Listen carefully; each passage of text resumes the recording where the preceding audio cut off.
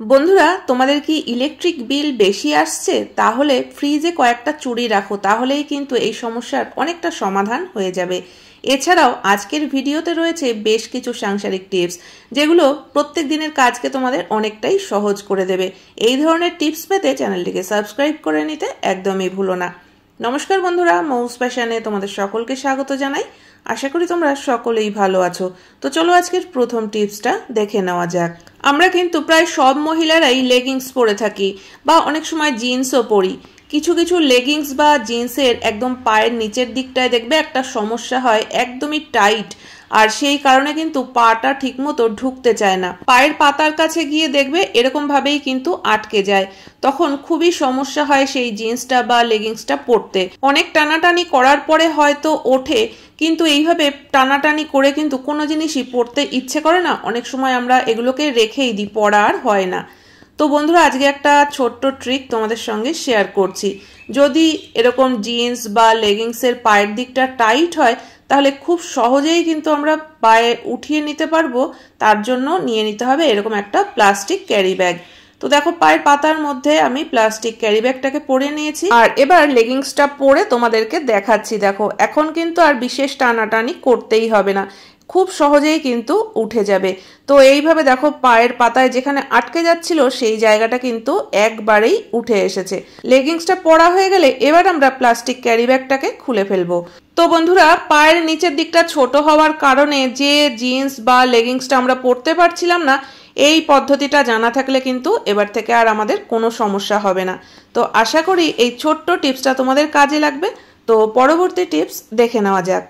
গ্রীষ্ম হোক বা বর্ষা, ছাতা কিন্তু আমাদের সব সময়ই সাথে থাকে যখনই আমরা বাইরে কোথাও বেরোই। তবে বর্ষাকালে কিন্তু ছাতার একটা সমস্যাও রয়েছে। বর্ষায় ছাতাটা তো আমরা যখন ব্যবহার করি ভিজে যায়, আর বাড়ি আসার পরে কি করি, আমরা কিছুক্ষণ মেলে রেখে দিই যাতে জলটা ঝরে যায়। জল ঝরে গেলেই কিন্তু আমরা ছাতাটাকে সঙ্গে সঙ্গে গুটিয়ে রেখে দিই। অনেক সময় দেখবে যে শুকিয়ে গেলেও ভেতরে কিন্তু একটা ভেজা ভেজা ভাব থাকে, আর এই কারণেই কিন্তু ছাতার যে শিকগুলো রয়েছে তার মধ্যে অনেক সময় জং ধরে যায়, বা ছাতার থেকে একটা বাজে গন্ধও আসতে থাকে। ছাতার শিকে যদি একবার জং ধরে যায়, সেখান থেকেই কিন্তু দেখবে আস্তে আস্তে খুলে যাচ্ছে। আবার আমাদের ছাতাটাকে সারাই করতে হয়, যার পেছনে অনেকগুলো টাকা খরচাও করতে হয়। তো ছাতার এই স্যাঁতস্যাঁতে গন্ধও দূর হয়ে যাবে, আর শিকেও কিন্তু জং লাগবে না যদি আমরা এই কাজটা করি। তো দেখো, এখানে আমি কিছুটা পাউডার নিয়ে নিয়েছি। ছাতাটা একটু শুকিয়ে নেওয়ার পর তারপরে যদি এই ছাতার মধ্যে, শিকের মধ্যে সব জায়গায় একটু ভালো করে পাউডার দিয়ে দিই, তারপরে আমরা ছাতাটাকে ভাঁজ করে রাখি, তাহলে দেখবে যখনই ছাতাটা খুলবে ছাতার থেকে একটা সুন্দর গন্ধ আসবে। আর এই পাউডার দিয়ে রাখার কারণে কিন্তু ছাতার শিকগুলোতে জংও ধরবে না। তো চলে যাচ্ছি পরবর্তী টিপসে। বন্ধুরা, অনেকেরই একটা সমস্যা আছে, দেখবে যে স্কুল কলেজ থেকে যখন বাড়ি ফেরে বা অফিস থেকে বাড়ি ফেরে, জুতোটা খোলার পরেই কিন্তু একটা বাজে দুর্গন্ধ বেরোয়। তো এই সমস্যার কারণে কিন্তু দেখবে অনেকেই কোথাও গিয়ে সেখানে জুতো খুলতে ইতস্তত বোধ করে। এমনকি বাড়ি ফিরেও যখন জুতোটা খোলে তখন দেখবে সারা ঘরে কিন্তু একটা বাজে দুর্গন্ধ ছড়িয়ে পড়ে। তো এই জুতোর দুর্গন্ধ দূর করতে তোমরা কিন্তু এই টিপসটা ফলো করতে পারো। তো দেখো, এখানে আমি দুটো চারটে ন্যাপথলিন নিয়ে নিয়েছি, জুতোর মধ্যে দুটো করে দিয়ে দিলাম, আর তারপরে উপর থেকে একটা পেপার দিয়ে চাপা দিয়ে দিচ্ছি। তোমরা চাইলে একটা প্লাস্টিক প্যাকেট দিয়েও আটকে রাখতে পারো, কারণ মুখটা যদি খোলা থাকে তাহলে কিন্তু ন্যাপথলিনের গন্ধটা অনেকটাই বাইরে বেরিয়ে যাবে। এরকম ভাবে ন্যাপথলিন দিয়ে যদি আমরা 1 থেকে 1.5 ঘন্টা পর্যন্ত জুতোটাকে আটকে রেখে দিতে পারি, তারপরে খুললে দেখবে জুতোর দুর্গন্ধ কিন্তু একদমই চলে যাবে।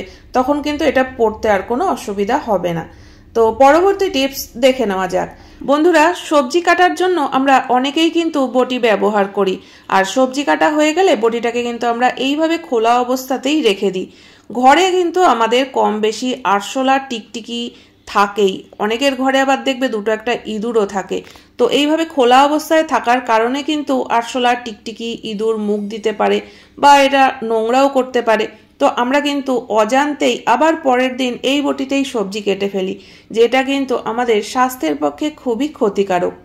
তবে এই সমস্যার কিন্তু সমাধান আমরা একটু বুদ্ধি খাটিয়ে করে নিতেই পারি। এতে কিন্তু কোনো রকম কোনো ঝামেলা বা পরিশ্রম কিছুই করতে হবে না। তো দেখো এখানে আমি একটা মোজা নিয়ে নিয়েছি। বাচ্চাদের ছোট মোজাও নিয়ে নিতে পারো বা একটা নতুন মোজাও নিয়ে নিতে পারো যদি তোমাদের মনে হয় পুরনো মোজা ইউজ করবে না। তো এবার এরকমই একটা মোজা যদি আমরা বটির মধ্যে এইভাবে পরিয়ে রেখে দিই তাহলে কিন্তু আরশোলা বলো বা টিকটিকি ইঁদুর কোনো কিছুই বটিতে মুখও দিতে পারবে না, বটিটা নোংরাও করতে পারবে না। আর আমরা কিন্তু নিশ্চিন্তভাবে এই বটিতেই সবজি কাটতে পারবো। কাটার সময় মোজাটাকে খুলে নেব, কাটা হয়ে গেলে আবার বটিটাকে একটু পরিষ্কার করে মোজাটা পরিয়ে রাখবো, তাহলে কিন্তু আর কোনো রকম কোনো সমস্যা থাকবে না। তো পরবর্তী টিপস দেখে নেওয়া যাক। বেশি পরিমাণে মাছ মাংস নিয়ে আসলে কিন্তু আমরা ডিপ ফ্রিজেই রেখে দিই, বা আইসক্রিম নিয়ে আসলে আইসক্রিমটাও ডিপ ফ্রিজে রেখে দিই। তো ডিপ ফ্রিজ কিন্তু বলতে পারো আমাদের প্রত্যেক দিনই কোনো না কোনো কাজের জন্য খোলা বা বন্ধ করতে হয়। তবে ডিপ ফ্রিজেরও একটা সমস্যা রয়েছে, যেগুলো সিঙ্গেল ডোর, দেখবে যে ডিপ ফ্রিজে কিন্তু প্রচুর পরিমাণে বরফ জমে যায়। আর এই বরফ জমে যাওয়ার কারণে আমরা ডিপ ফ্রিজে যাই রাখি না কেন, মাছ মাংসের বাটি হোক বা আইসক্রিমের বাটি, যে কোনো কিছুই রাখি, দেখবে বরফের সঙ্গে কিন্তু বাটিটা একদম আটকে বসে যায়। আর এগুলো বের করার সময় কিন্তু যথেষ্ট ঝামেলা করতে হয়। আমরা অনেকক্ষণ ধরে চেষ্টা করতে থাকি, বাটিগুলোকে টানাটানি করতে হয়, বা অনেক সময় আমরা হাতা খুন্তি দিয়ে হয়তো খুঁচিয়েও বের করার চেষ্টা করি। তো এতে করে কি হয় যে ফ্রিজের ডোরটা কিন্তু অনেকক্ষণ পর্যন্ত খোলা থাকে। আর এই ফ্রিজের ডোর যত বেশি সময় খোলা থাকবে ইলেকট্রিক বিলও কিন্তু ততটাই বাড়বে। তবে এই সমস্যার সমাধান কিন্তু আমরা চুড়ি দিয়ে করতে পারি। তো বন্ধুরা দেখো এখানে কিন্তু একদম সরু সরু চুড়ি নিলে হবে না, একটু মোটা ধরনের কিছু চুড়ি তোমরা নিয়ে নিতে পারো, তবে অবশ্যই যেন কাঁচ না হয়।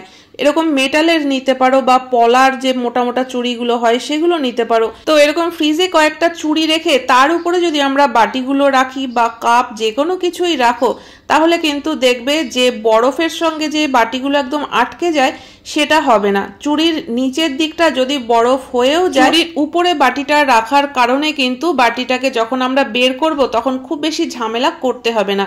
আর এতে করেই কিন্তু ডোরটা যত কম খোলা থাকবে ইলেকট্রিক বিলও আমাদের কম আসবে। তো আশা করি বন্ধুরা আজকের প্রত্যেকটা টিপসই তোমাদের কাজে লাগবে। কোন টিপসটা সব থেকে বেশি ভালো লেগেছে অবশ্যই কমেন্ট করে জানিও। ভালো লাগলে চ্যানেলটিকে সাবস্ক্রাইব করে পাশে থাকা বেল আইকনটা অবশ্যই প্রেস করে দিও, যাতে নতুন ভিডিও আপলোড করলে নোটিফিকেশন সবার আগে তোমাদের কাছে পৌঁছে যায়। তাহলে আজকের মতো ভিডিও এখানেই শেষ করছি।